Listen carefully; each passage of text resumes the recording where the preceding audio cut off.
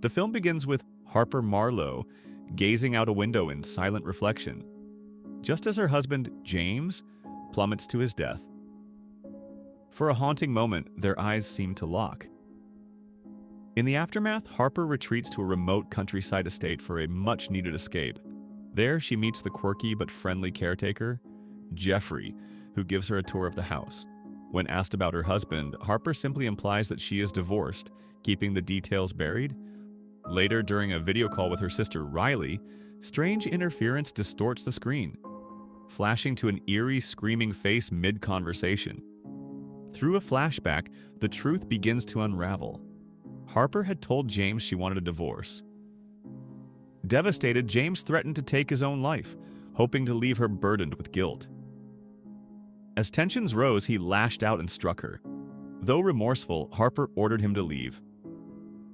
Moments later, James threw himself from the upper floor window, his body impaled on the metal fence below.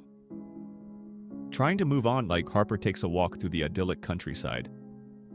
At one point, she enters a tunnel and plays with the echoes of her voice. But her peace is shattered when a naked man appears in the distance, slowly advancing toward her. Terrified, she flees to the house and locks herself in, only for the man to start reaching through the mail slot. Harper contacts the police and the man is soon arrested.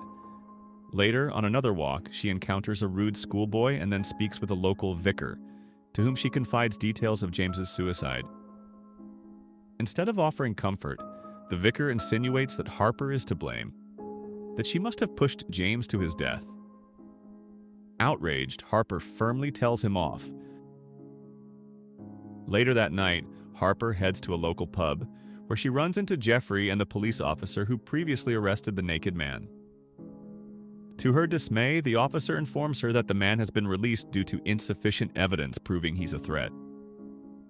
Harper is left frustrated and deeply unsettled. Back at the house, Harper tells her sister Riley via video call that she's preparing to leave. As she attempts to send Riley the home's location, the camera begins to glitch. Peering outside, Harper sees the police officer, but as the exterior lights flicker, he eerily transforms into the schoolboy, who begins chasing her. Just as she braces for defense, the kitchen window shatters. Soon after, Jeffrey arrives to check on her. He notices the damage and attributes it to a crow that flew inside. Calmly, he kills the injured bird by snapping its neck. As he prepares to leave, the lights flicker again, and Jeffrey morphs into the naked man, who charges at Harper. He reaches through the mail slot once again, but this time Harper stabs his arm, slicing it open lengthwise. Strangely, when the schoolboy and the vicar appear, they both bear the same grotesque wound. The vicar turns violent and attacks Harper, blaming her again for James's death, but she stabs him and escapes. Harper attempts to flee by car only to accidentally hit Jeffrey in the road. He survives and becomes increasingly hostile, ultimately stealing her car and chasing her down. The pursuit ends in a crash, allowing Harper to return to the house. There, the naked man reappears, his body grotesquely splitting open to give birth to the schoolboy, who then gives birth to the vicar, who in turn births Jeffrey, followed finally by James himself.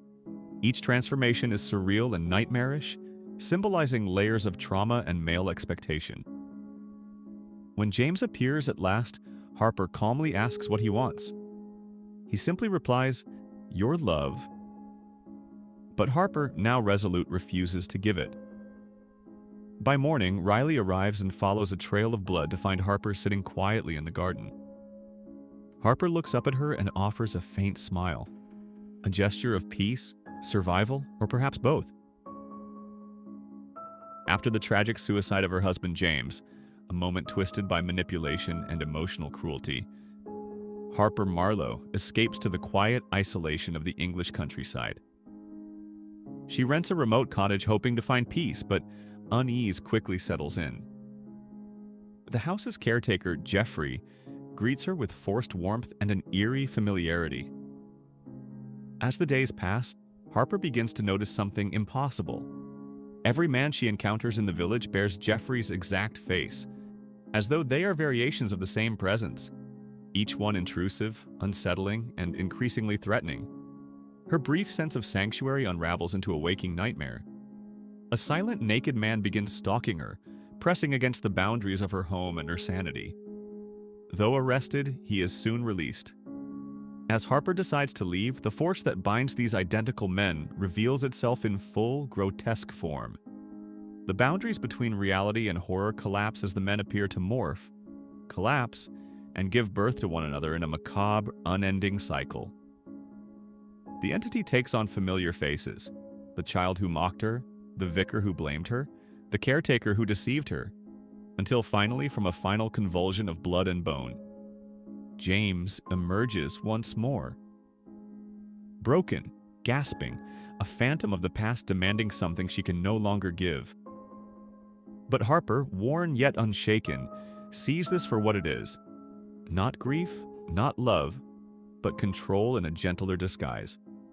And in her silence, she refuses to carry the weight of it any longer.